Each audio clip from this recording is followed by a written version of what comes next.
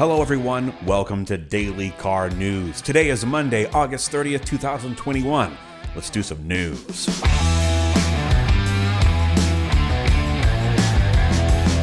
And we're starting the day off with one of my favorite emerging EV brands, Rivian. In the news again, they are seeking an $80 billion IPO valuation.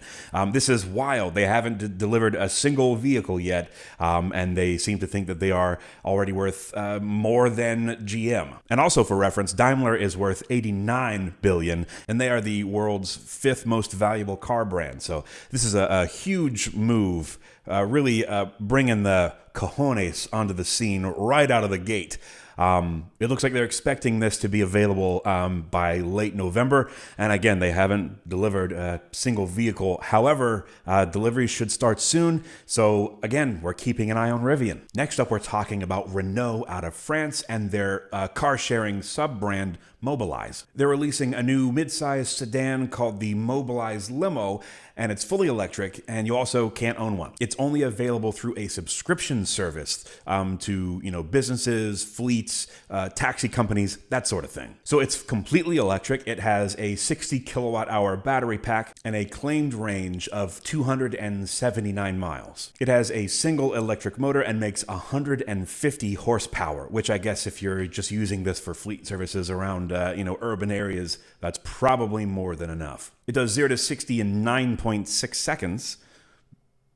Boy howdy, blazing fast car. And it has a limited top speed of 87 miles an hour or 140 kilometers an hour. So you can charge this thing on either AC or DC systems, and you can get 155 miles of charge in 40 minutes, which is pretty impressive to say the least. 155 miles is the typical daily commute for these types of businesses in Europe. So this car, of course, has all of the standard EV fare, adaptive cruise control, pedestrian crash avoidance, blind spot detection, lane change assist. My favorite feature, however, is a refrigerator between the two front seats. I wonder how many cans of Monster you could fit in that bad boy. It also has features that are useful for these types of businesses, like extra leg room in the back seat, enough space for 3 full-size adults, an oversized trunk for luggage and that sort of thing. And they plan on selling this thing, or not selling, they plan on releasing it sometime next year. So, kind of a cool car, kind of a weird interior. I love the promo shots for this, including the super cool, lounging Frenchman in the back seat. But what do you think of the shifter in the middle? Thoughts? Let me know in the comments below. Good news! The Dacia Sandero has beat out the Volkswagen Golf and has become Europe's best-selling car. Next up, we have more news about some shortages in the automotive industry. This time, it's affecting GMC's LM2 3-liter Duramax diesel. This is an unconfirmed rumor at this point, but it seems that they have removed that option and are now encouraging dealers to sell both V8 options, both the 5.3 and 6.2-liter V8s. So if you're looking to get a 3-liter diesel GMC, sounds like you might be out of luck.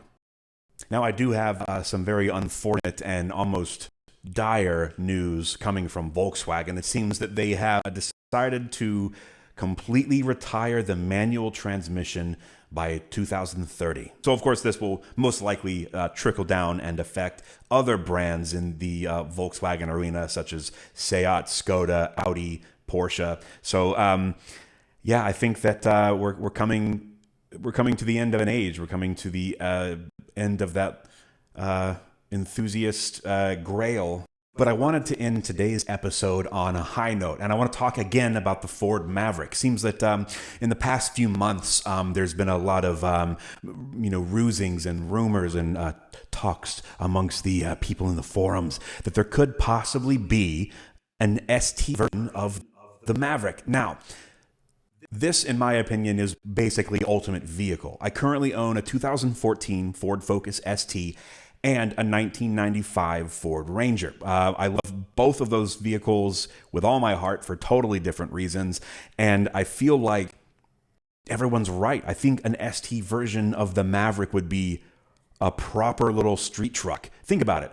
You can already get the available 2-liter EcoBoost engine, which I'm assuming is either the exact same or a variant of the very motor that is in my Focus. And you can also get all-wheel drive. That alone would be a super potent combination. 250 horsepower, all-wheel drive. That would be incredible. But what if they did an all-electric version? What if they put the 2.3-liter EcoBoost out of the Mustang or Focus RS with all-wheel drive into the Maverick? That would be bonkers fun. That would be so incredible. Can you imagine having a little all-wheel drive 4-banger turbo pickup truck with like maybe a sporty suspension, a mild drop, just cool mods? I think that would be the coolest thing in the world. I currently have plans to modify my Ford Ranger to be more of a driver-focused vehicle as much as it could possibly be. I realize that it's a, almost 30-year-old pickup truck, but just the thought of having an ST Maverick to go along with the other Ford vehicles in the ST range, that's really exciting to me, and I feel like that I think is what the new enthusiast vehicle lineup will look like moving forward. I think it'll have to have some kind of utilitarian function or form, but also with some performance or enthusiast specifications sprinkled in there. So let me know what you think in the comments below. Thank you so much for watching, you guys. Of course, all of our social information is in the description below. We'll see you next time.